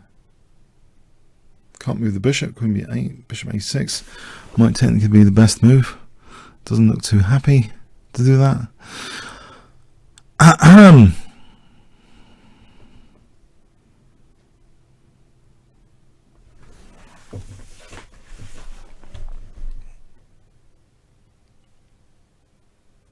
It's dead. That is vicious. It's like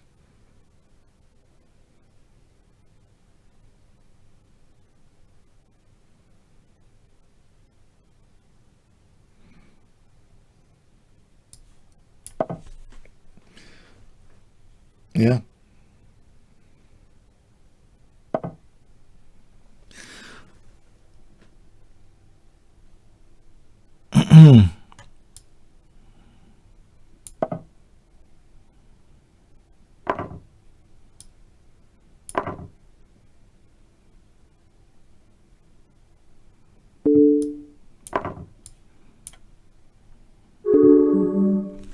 I was dead. Yeah, well played. Ah! Alright, night fight. Oh, man.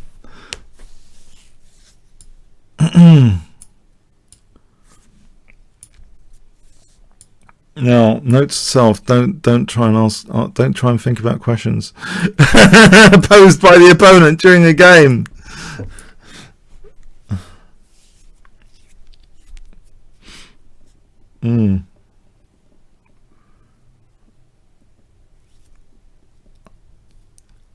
Okay, is night fight? Sorry, night. I keep saying night fight. Is night fight ready?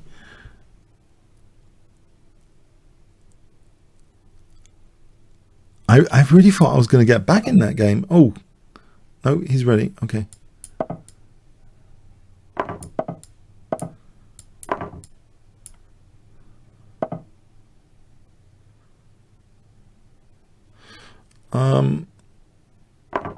Okay.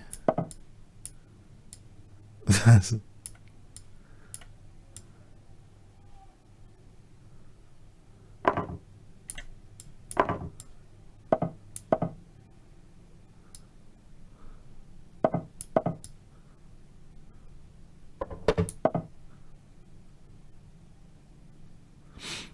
Okay,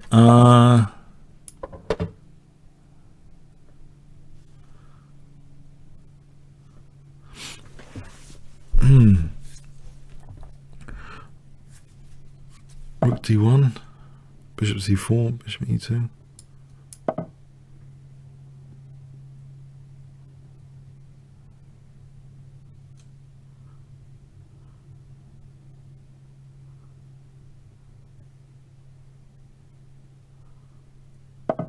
Alright, okay.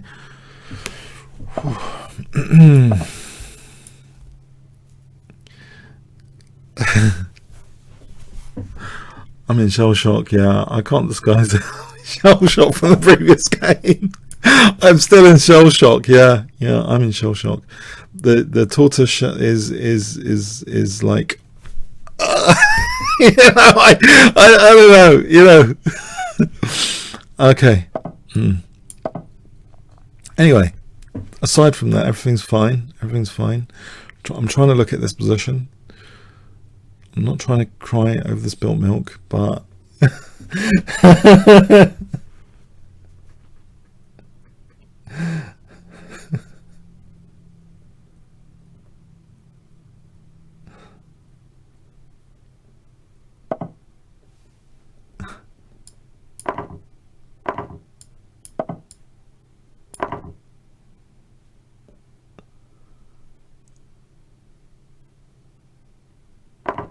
alright, so knight f5 is possible here. Queen d2, knight e7 is kind of winning a pawn, at least anyway, I think. Winning a pawn back.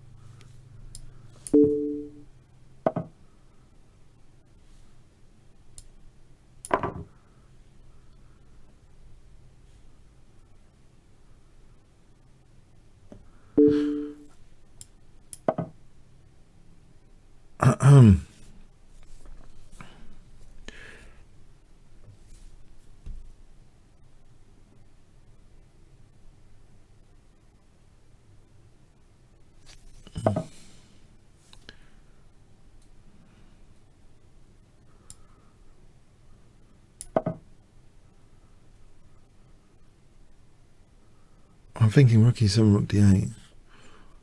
And bishop f8, actually bishop h6. What else am I thinking here? I'm attacking the knight.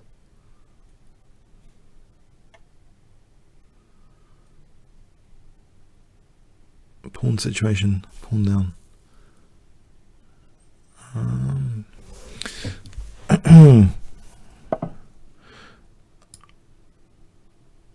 Am I doing anything with that knight? I'm not really doing anything with that knight. Oh, actually, hang on, there's a double attack here. C1, F7. Try and get another pawn back.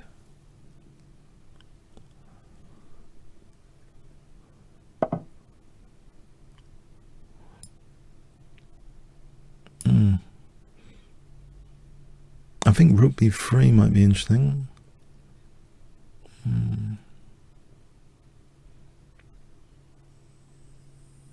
Oh, hang on. Rook b7. Yeah. If rook e2, rook b8. Yeah. Okay. I'm managing to lose all my pawns now. This is clever.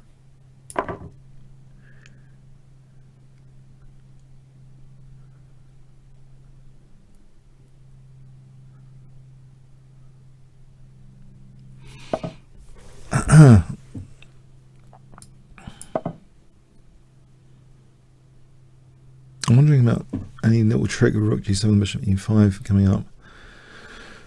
Okay, bishop g3, rook f7 for at some point. There's always rook e2. No, there isn't. There isn't. Rook c8 check.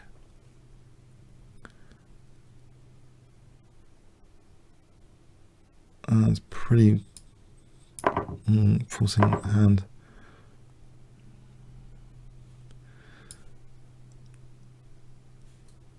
I'm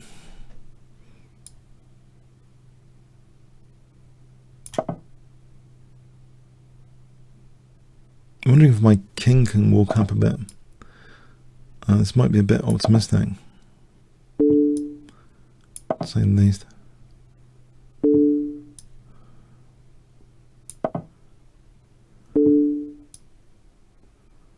Here we go. If I get king c6 in, oh.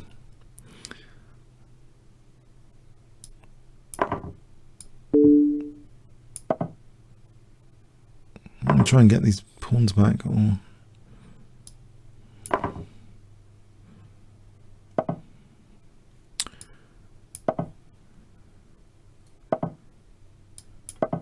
Do I have enough to try and draw this? There's a check, friend.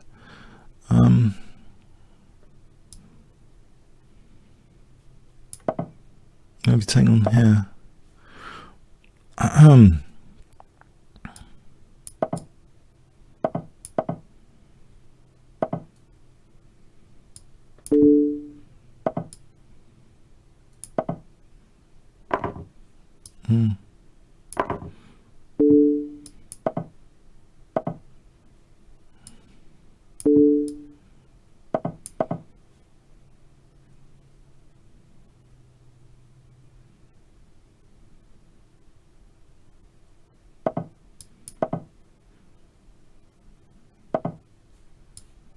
Try and cause some trouble.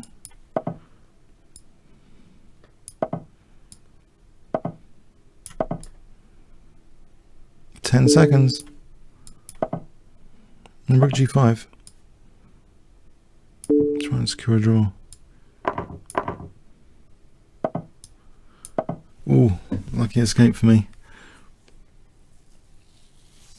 Yeah, that's okay. Lucky escape for me. Okay, one more challenge, and I think it's been like 2 hours, and I think I'm deteriorated.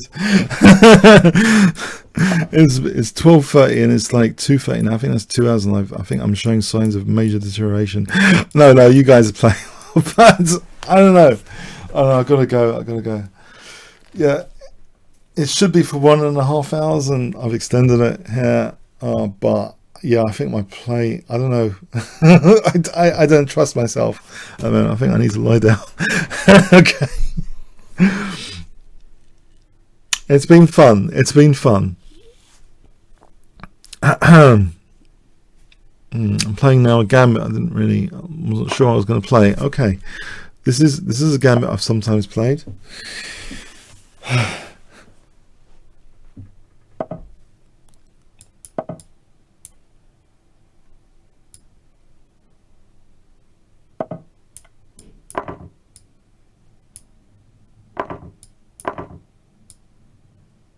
We're in familiar territory now. I think I'm in familiar territory. Oh, there's a non-premium. Great. I've just played a non-premium. Shouldn't be doing this. It's only a 3-minute game. Okay. I just realized. Sorry. It's my mistake. I think I really, yeah, I'm making other mistakes now.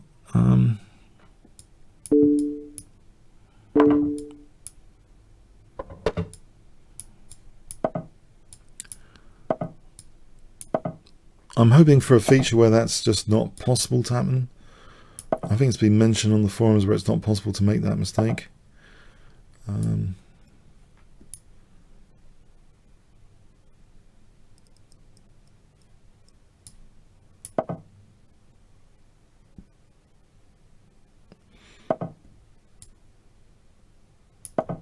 It's rook e3 as well.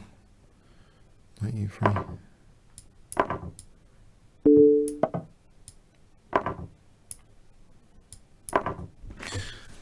Not too clever.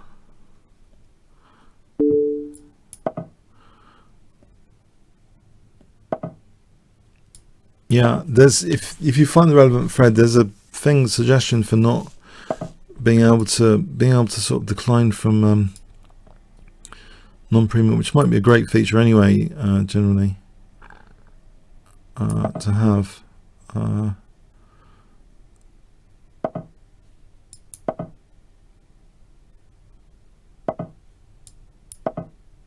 Try and win c5.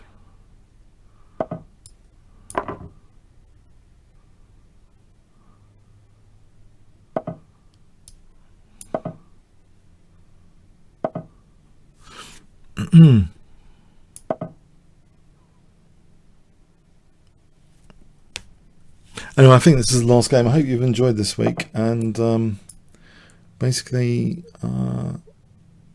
yeah, let's try and hold this position if I can.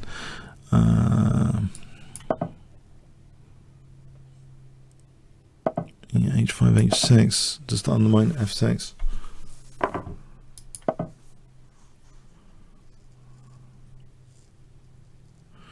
There'll also be a mate threat of rook f8 coming up. And that's holding escape squares. Okay, got my form pawn here. Ready to be a queen actually on this occasion. Stop the rook coming back. I think I'm back in the game here. Rook g7 h7 on the cards.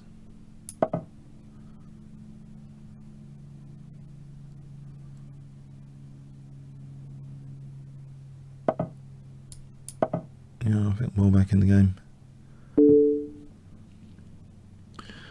As long as I don't get mated. It's king d5. Am I getting mated? I can't see a checkmate immediately. c6 or a6. They don't seem to checkmate. Rook h1. I'm just going to play rook g8 and then h8.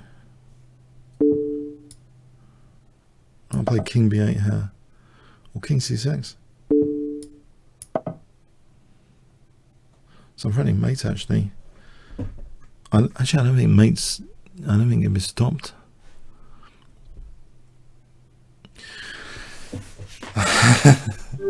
Note to self from this week: don't try and process questions from anyone during a game. I hope you've enjoyed this, and it's great fun as usual. And see you next week. Yeah, have a good week. Enjoy your chess and everything else. Okay, thanks very much. Comments, questions, likes appreciated.